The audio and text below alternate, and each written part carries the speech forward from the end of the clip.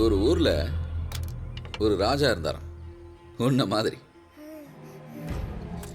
அவரு ஒரே ஒரு கல்லுக்காக தன்னோட ஆயுதத்தை கீழே போட்டுட்டு பெரிய இடத்த அந்த ஊருக்கே தானமா கொடுத்துட்டாராம். அன்னையிலிருந்து அந்த வம்சத்தை சேர்ந்த எல்லாரும் அந்த கல்லை தலை மேல தூக்கி வச்சுக்கிட்டு பூஜை பண்ணாங்க. ராஜாவோட சந்ததி மாறினதும் அந்த இடம் அவங்களுக்கு வேணும்னு நினைச்சாங்க. அமைதியா அவங்க கிட்ட கொடுத்ததை புடுங்கிறத விட்டுட்டு தெய்வத்துக்கிட்டே நேரா கேட்க போயிட்டாரு.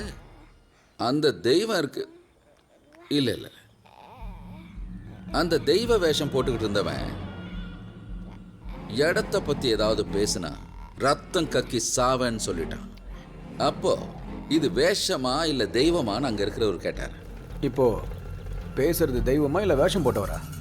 அப்போ வேஷம் போட்டவன் அவமானத்துல ஓட ஆரம்பிச்சான்.